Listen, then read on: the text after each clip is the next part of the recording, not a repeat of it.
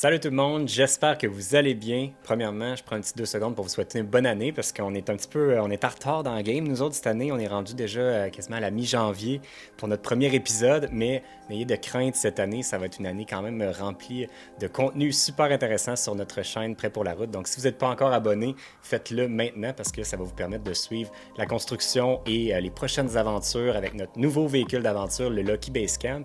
Puis l'épisode d'aujourd'hui va être consacré justement au Lucky Base Camp parce que vendredi dernier, c'était le lancement officiel de la page web. Donc là, en temps de pandémie, il n'y a pas de gros événements en public avec tout le monde qui est invité, bien habillé. Fait que là, moi, je me suis bien habillé pour l'occasion. Je me suis mis une belle chemise pour vous présenter le lancement officiel, la page de pré-lancement officiel sur Internet. Il y en a certains parmi vous qui ont déjà eu accès parce que je vous ai envoyé, dans le fond, par courriel, tous les rendus en 3D, puis vous aviez un peu la base de ce que va avoir l'air le Lucky Base Camp une fois terminé. Mais aujourd'hui, je vous présente ces images-là, en plus de vous montrer des images exclusives qui n'étaient pas sur cette page-là à la base. Donc, sans plus tarder, on débute le pré-lancement. Je vous amène avec moi avec tous les rendus en 3D. Première image, on va ouvrir ça en même temps pour que je puisse la comparer avec vous.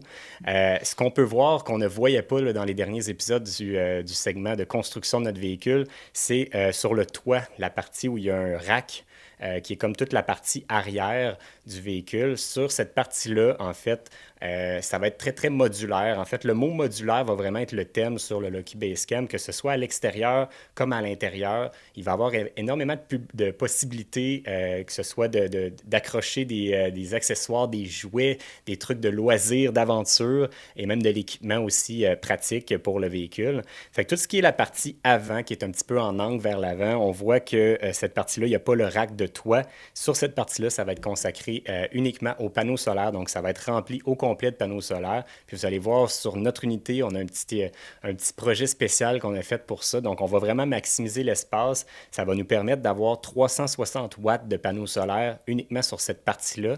Puis, vous savez que nous autres, on est des grands consommateurs d'énergie et heureusement, c'est de l'énergie renouvelable avec l'énergie solaire. Mais pour nous, ça ne sera pas suffisant les 360 watts parce qu'on va parfois rester sur place pendant plusieurs jours. Parce que même si l'alternateur du camion va servir aussi à renflouer les batteries, bien, si on est stationné à un endroit pendant quelques jours, qu'on veut utiliser des appareils très énergivores comme l'air climatisé, nos ordis, recharger nos caméras et tout ça, à mes yeux, par mon expérience, 360 watts, ça va être assez limite. Donc, moi, je vais avoir d'autres petites stratégies que j'ai hâte de vous montrer dans les prochains épisodes quand on va être rendu à la construction de notre véhicule à nous pour avoir encore plus d'énergie solaire pour notre véhicule.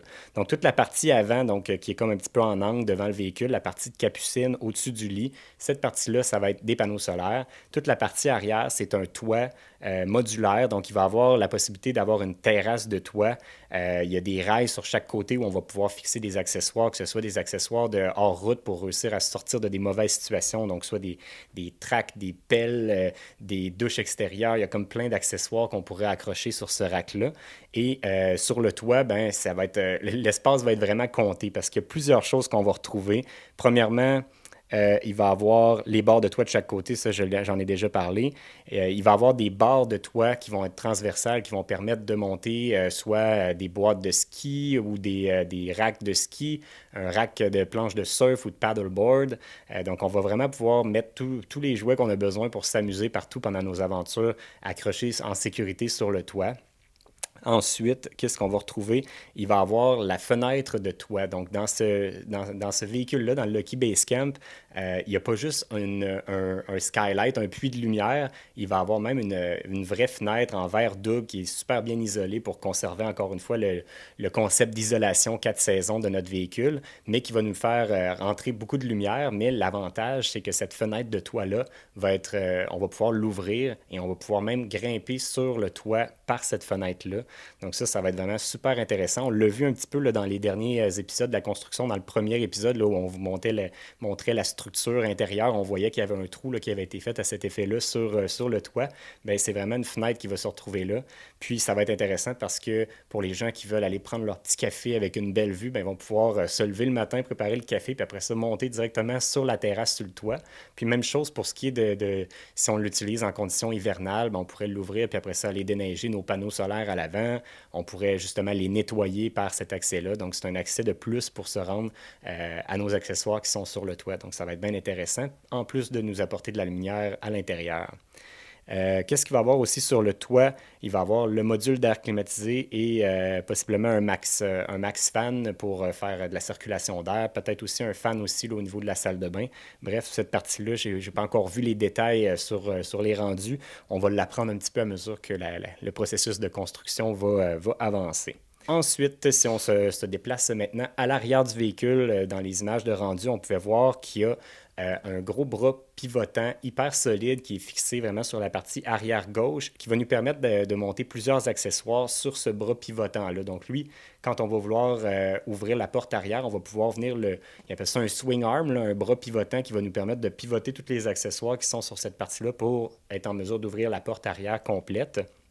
Puis sur ce bras-là, il va avoir, pour ceux qui n'auront pas assez d'espace pour mettre un gros pneu de secours, parce que là, on parle d'un véhicule d'aventure en route de overlanding.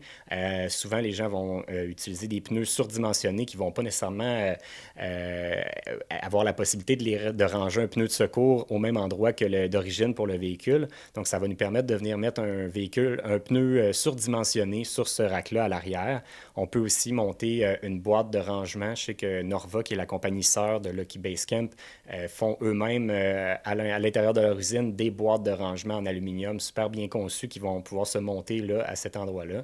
Puis il va y avoir l'échelle de toit qui va nous permettre au-dessus de ça de monter sur le toit pour avoir accès si on a une boîte de toit ou si on veut se rendre sur la terrasse, mais par l'extérieur. Sur ce bras-là, on va pouvoir le faire. Donc, peu importe c'est quoi le type d'aventure que vous aimez, Lucky Base Camp va avoir une version adaptée avec les racks qui vont vous permettre de traîner tous vos jouets d'aventure.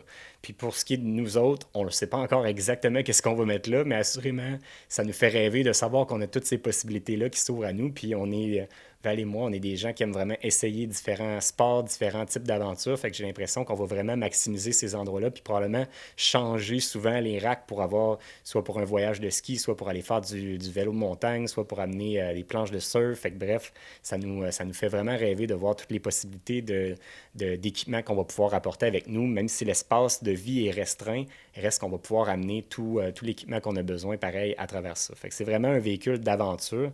Puis on dirait que j'ai toujours de la misère à nommer le Lucky Base Camp autre que par son nom parce que je trouve que ça se compare pas vraiment avec aucun produit qui existe sur le marché.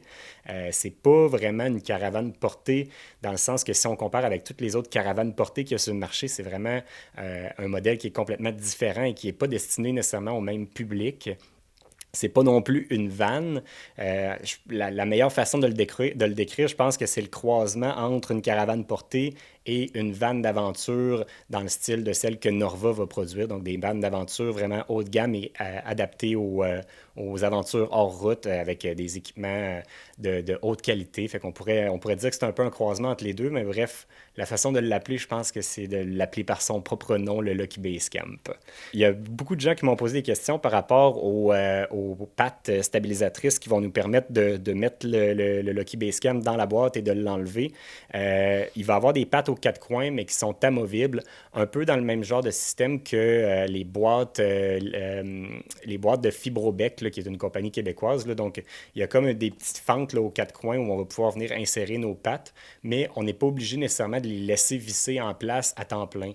Si je ne me trompe pas, ça va être possible de le faire, ceux qui veulent les laisser à temps plein, puis d'avoir toujours la possibilité d'enlever et de remettre avec les pattes qui sont directement dessus. Mais comme pour nous autres, dans notre cas, on prévoit vraiment de laisser la boîte à long terme dans la boîte du camion. Donc, je pense pas vraiment qu'on va les laisser, nous autres, sur place. On va probablement l'installer en place. Après ça, enlever les quatre pattes, puis peut-être juste les garder en storage. Puis quand on aura besoin vraiment de l'enlever pour un certain temps, on pourra l'enlever.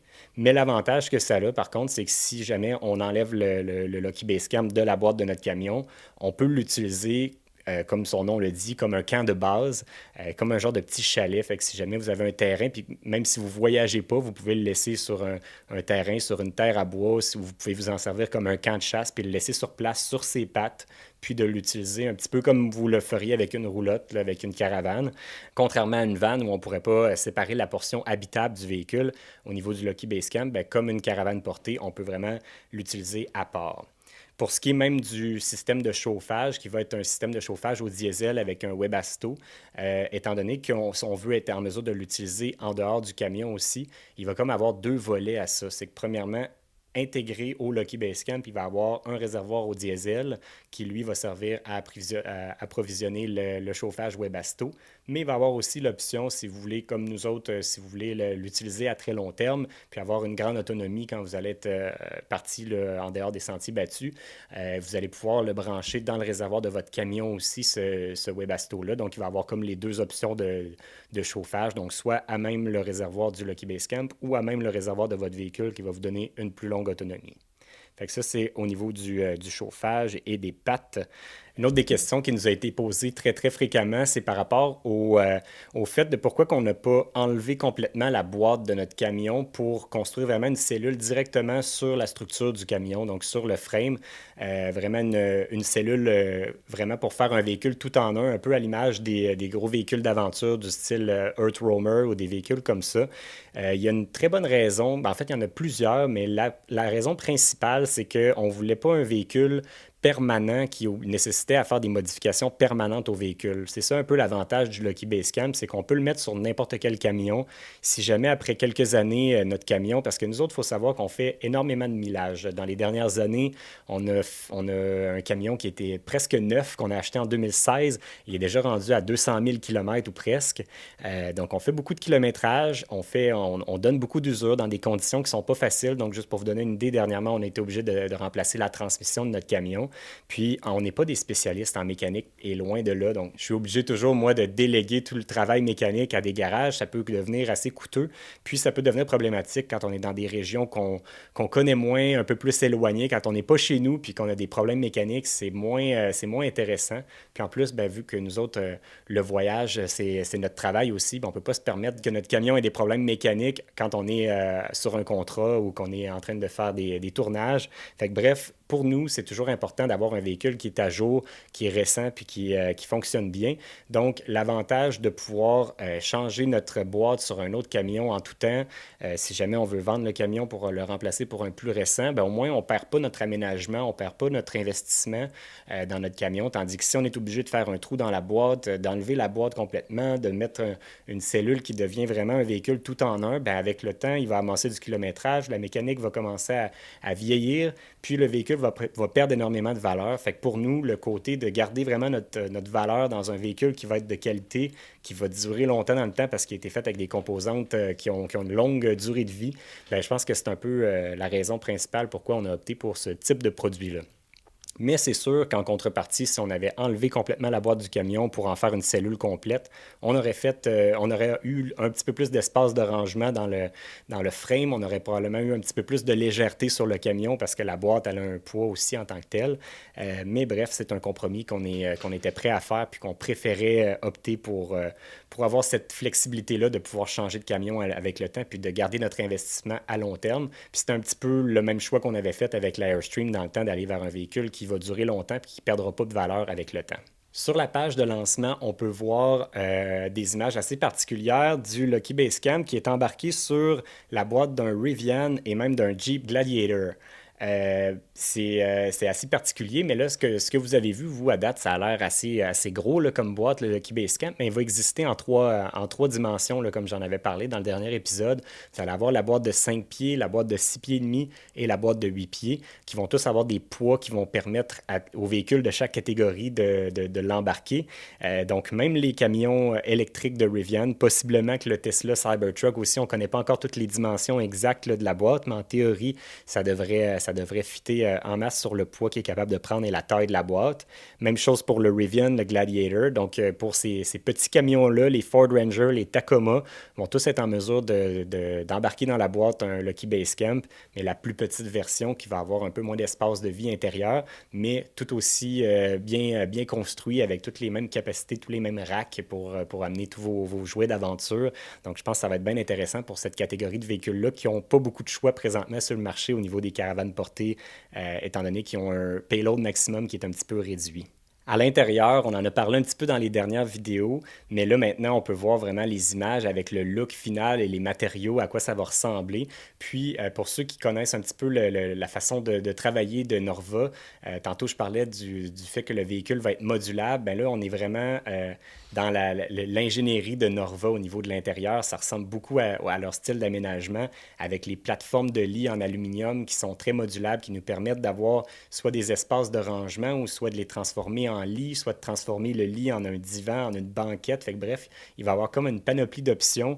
Même dans les capacités, ils disent que le véhicule va pouvoir coucher 6 personnes à l'intérieur. J'ai même pas aucune idée de comment ils vont y arriver, parce que j'ai pas encore vu les images avec tout ça, mais je présume que s'ils l'annoncent, c'est qu'il va y avoir une façon de le faire avec un aménagement, possiblement. Donc ceux qui vont voyager avec des enfants vont être en mesure d'avoir des espaces pour eux autres pour dormir. C'est sûr que ça va être à l'étroit si on est 6 personnes, je présume, mais assurément pour nous autres qui va être deux, ben, si jamais on a des invités, ben, on peut remplacer des espaces de rangement pour en faire des lits superposés. Bref, il y a plusieurs options modulaires. Si jamais on veut traîner à l'intérieur des vélos ou des trucs qu'on ne veut pas mettre sur des racks extérieurs, mais on veut avoir vraiment à l'intérieur, tout ça va être possible grâce à tout ce système modulable-là à l'intérieur. Fait que ça, j'ai bien hâte de voir ça. Puis sinon aussi au niveau du look, c'est vraiment très, très futuriste. Je trouve qu'il n'y a pas beaucoup de véhicules qui ont un look qui ressemble à ça à l'intérieur. Il y a un gros mix de matériaux entre le style un petit peu de tissu qui va se mélanger avec les produits métalliques en aluminium, avec des matériaux intéressants aussi au niveau des armoires. Ça va être vraiment très, très hors de l'ordinaire. Je trouve que ça fait très moderne, très futuriste à l'intérieur. Moi, j'adore le look. Je ne sais pas si tout le monde va aimer. Puis, ils nous ont même fait quelques déclinaisons de choix de couleurs possibles, mais je pense que nous autres, à date, notre couleur favorite reste l'original qu'ils ont fait à l'intérieur avec la couleur jaune en dedans. Mais si jamais vous avez des combinaisons de couleurs que vous aimez plus, je vous invite à nous le faire savoir dans les commentaires. On dirait que le choix est difficile à faire au niveau des couleurs à l'intérieur. Moi, je trouve que tout est beau. J'aime bien toutes les options qu'ils nous ont offertes. Au niveau de la fenestration aussi, c'est un autre point qui est super intéressant que j'aime du Lucky Base Camp. Même si c'est un espace qui est très petit, très restreint, notre expérience sur la route nous a vraiment amené à comprendre que la fenestration est très, très importante, que ce soit pour la luminosité, étant donné que nous, on passe beaucoup de temps à l'intérieur parce qu'on travaille à l'intérieur. Le fait d'avoir beaucoup de fenêtres, ça nous donne vraiment, de un, la possibilité d'admirer les paysages, qui est la raison pour laquelle on mène ce mode de vie-là, mais aussi, ça nous amène plus de luminosité, plus, on dirait plus de vie, puis on dirait que ça rend heureux d'avoir plus de lumière. Puis ça, on l'a vraiment compris avec notre Airstream, c'est le point qu'on aimait le plus. Puis ce qu'on aime aussi du Lucky Base Camp, c'est un peu le même concept, encore une fois. Il y a des grosses fenêtres de chaque côté du véhicule. À l'avant, dans la partie de la capucine, il y a les 4 fenêtres, il y a la fenêtre dans le toit, il y a une fenêtre dans la porte. On peut ouvrir la porte aussi, puis on peut ouvrir tout le derrière du véhicule au complet pour vraiment avoir vraiment un espace ouvert sur l'extérieur. Fait que ça, j'ai vraiment, vraiment hâte de voir ça. Pour ceux qui s'inquiètent au niveau des moustiques, chaque fenêtre a ses moustiquaires, il n'y a pas de problème là-dessus. Même pour la porte quand on va l'ouvrir, puis quand on va ouvrir la grosse porte arrière, le haillon arrière, il y a aussi une moustiquaire qui se descend du plafond. Fait que pas de stress pour les moustiques à ce niveau-là, mais ça va vraiment nous faire un espace de vie très ouvert sur l'extérieur. Puis c'est un petit peu ça qui va nous donner un effet de grandeur, même si c'est très petit à l'intérieur. Au niveau des capacités, le réservoir d'eau potable de 30 gallons, réservoir d'eau grise de 20 gallons, 360 watts d'énergie solaire qui va être sur la partie avant, mais ça, c'est vraiment juste ce qu'il y a de base. Mais comme je disais, il y a des possibilités d'en rajouter plus. Au niveau des batteries, ça va être des batteries au lithium, donc plus légères, plus efficaces. Ça va être les batteries québécoises Voltium qui vont être à l'intérieur de notre unité. Et c'est des batteries de 600 ampères-heure, donc deux batteries de 300 ampères-heure qui vont nous donner un total de 600 ampères-heure. Puis avec tout le système électrique hyper moderne, on devrait être enfin en mesure de faire fonctionner l'air climatisé sur les batteries puis d'avoir un système assez efficace. Puis c'est un système qui est sans propane, donc 100% l'énergie va fonctionner, à part pour le chauffage qui est le diesel, mais tout le reste va être au niveau de l'énergie solaire. Donc le frigo qui va être sur le 12 volts, l'air climatisé sur le 12 volts, la plaque de cuisson à induction, donc tout le reste va être au niveau des batteries. Donc c'est pour ça qu'on se ramasse avec une grosse banque de batteries de 600 ampères-heure. Comme je disais tantôt, on peut accueillir jusqu'à 6 personnes à l'intérieur. Ensuite, le véhicule, bien sûr, le point le plus important pour nous autres, c'est qu'il est isolé pour les 4 saisons. Et là, on ne parle pas d'une isolation de base, on parle d'une isolation R16. Toutes les fenêtres sont en verre double. Donc, tout ça va nous permettre vraiment de l'utiliser même en température hivernale. Pour ceux qui ont des craintes par rapport à la structure qui est en aluminium, puis le fait qu'on, un peu comme on avait comme problème avec notre Airstream, n'ayez de crainte, tout a été réfléchi là, au niveau des ingénieurs, au niveau de l'isolation. Le frame est isolé, le véhicule est isolé, il y a toutes les épaisseurs pour nous faire vraiment la couche de pare-vapeur, les couches d'isolant. C'est un isolant vraiment révolutionnaire qui est utilisé là-dedans, qui nous permet vraiment d'avoir non seulement une isolation pour la chaleur ou le frais, donc peu importe la température, s'il fait très chaud à l'extérieur puis qu'on veut refroidir l'intérieur, ça va être aussi efficace autant en été qu'en hiver, mais même aussi pour le son. Donc cet isolant-là va être super bon pour le son. Puis pour nous, c'est important aussi pour le son parce qu'à l'intérieur, ben, on va faire nos vidéos, on va parler, puis c'est toujours idéal pour nous autres pour avoir un meilleur son, que ça soit très bien isolé comme pièce. Fait qu'en théorie, nos vidéos devraient avoir une super belle qualité à l'intérieur de ce véhicule-là. Voilà, donc c'était mon analyse du pré-lancement du Lucky Basecamp. Donc là, maintenant que vous avez eu accès à tous les rendus finaux en 3D, de quoi ça va avoir l'air, le look final, je suis curieux de savoir, vous, dans les commentaires, comment vous avez trouvé ça. Est-ce que vous aimez le look? Qu'est-ce que vous pensez des capacités? Est-ce qu'il y a des trucs que vous auriez fait autrement de votre côté? Je suis curieux d'avoir votre avis là-dessus. Moi, de mon côté, personnellement, j'adore le look. Bref, c'est peut-être vous aimez ou vous aimez pas, mais nous autres, c'est vraiment ce qui nous a convaincus, Val et moi, de faire le saut. On n'avait rien vu concrètement, on n'avait pas vu le frame de quoi il y avait de l'air, on avait juste vu ces images-là que vous avez vues aujourd'hui. Puis c'est ça qui nous a convaincus, nous autres, de vendre notre Airstream puis de faire le saut dans ce nouveau projet-là. Le fait que c'est une conception, une fabrication 100% québécoise, on s'est dit, c'est ça le futur du VR. Fait qu'on a embarqué là-dedans à pieds joints puis on regrette rien du tout parce que plus le projet avance puis plus on le trouve malade puis plus on a hâte d'avoir notre unité. Puis là, qu'est-ce qui s'en vient dans les prochains épisodes? Là, actuellement, l'unité 1 du Lucky Basecamp vient de sortir de la peinture, est fraîchement peinte et elle a été envoyée maintenant pour la portion électricité et plomberie de la construction du véhicule. Ensuite, elle va être de retour chez Lucky Basecamp et nous, c'est là qu'on devrait être en mesure de vous faire une petite mise à jour puis vous montrer où ça en est rendu là parce qu'on veut vraiment vous montrer toutes les étapes en détail pour que vous voyez vraiment comment c'est fait, quelles composantes on utilise dans le véhicule, etc. Puis nous autres, notre unité à nous, ben, c'est pas celle qu'on vous montre présentement, ça va être la prochaine qui va débuter la construction sous peu.